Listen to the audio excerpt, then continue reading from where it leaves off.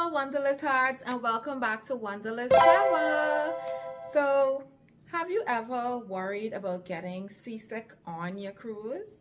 Don't let motion sickness ruin your vacation. Today I'm going to give you 10 tips on how to prevent you from getting seasickness so that you can enjoy your vacation on your Carnival Cruise. So, let's get right into it. Now, the first 5 tips that I'm going to give you is what you should do before your cruise to prevent you from getting seasick in the first place. So tip number 1 would be choosing the right cabin. It is definitely recommended to choose a cabin that is midship and on a lower deck because you feel less motion sickness. Now the next option would be to choose something at the back of the ship, which is also called the aft. So those are the best places for less movement on the ship. Now tip number 2. So tip number 2 is to sail during a calmer season. So we know that hurricane season, the water can be rough.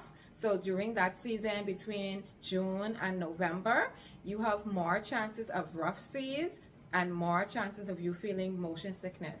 So to choose times that is not during that season would be highly recommended. Now tip number 3 would be to choose a larger ship, because the bigger the ship, the more smoother the sailing. So some of the bigger ships with Carnival would be the Jubilee, the Celebration, the Mardi Gras, or the Vista. Those are more of the bigger ships, so you would feel less motion on those ships. So that is another recommendation, to choose a bigger ship. Now it's starting to rain outside, so you may hear some sprinkles or whatnot. So just letting you know. Now to tip number 4. Now tip number 4 would be to take motion sickness medicine in advance of your cruise. So maybe the night before or the morning of your cruise is recommended to take any motion sickness pills or whatnot. And in the description, I would have a link there for some motion sickness pills. The name of it is Dramamine, and this is really good to prevent motion sickness in advance. Now tip number 5 would be to wear motion sickness patches. Now it's recommended for you to put these patches behind each earlobe or on your navel area where there's no hair or any moisture, at least about 10 to 15 minutes prior to your trip. And these patches would last from 1 to 3 days.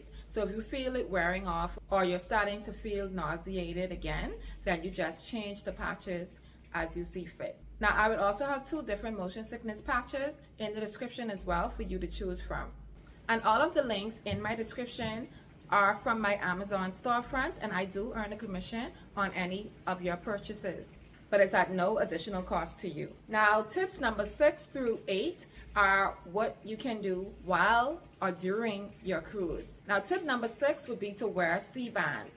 Now these wristbands are said to work because it is proven that applying pressure to certain areas on your wrist actually leave nausea. So it's best to wear them for the duration of your cruise. And I'll also put the link for those in the description as well. Now tip number 7 would be to stay hydrated and to limit alcohol, because dehydration can actually make you feel more nauseated and make you feel like vomiting. And we all know what alcohol does. Now tip number 8 would be to eat light and avoid greasy foods.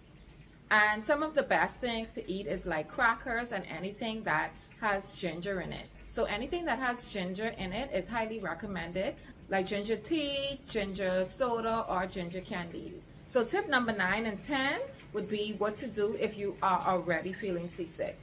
So tip number 9 would just be to go to a lower deck for a while midship, where you would experience less movement. And tip number 10 would be to lay down in a cool, dark room to allow your body to adjust. Now, after you would have done these things on the first day or 2, your body would automatically adjust and you would be more normal. Now, I know I only promised you 10 tips, but this is just a bonus tip. If you happen to still be feeling sick and you feel like nothing is working for you, you can first try to go to guest services if you haven't brought your own medication, and they actually have free medication that they can give you, or they can direct you to the medical center where you can get further assistance. And that's it. So now you know how to avoid getting seasick on your cruise and now you can enjoy your cruise to the uttermost. Now, if you're not a first-time cruiser and you have gotten seasick on a Carnival cruise, tell us your story below and let us know how you resolved it, or if it was resolved at all. Or if you have any other remedies on how to avoid seasickness that I may have left out, leave it in the comment section. I would love to hear them. But thank you guys so much for watching. I hope this video was helpful, and if you enjoy these types of videos for first-time cruisers or experienced cruisers, please leave this video a thumbs up, and don't forget to like, subscribe, and share this video. Thank you so much for watching, and see you until next time.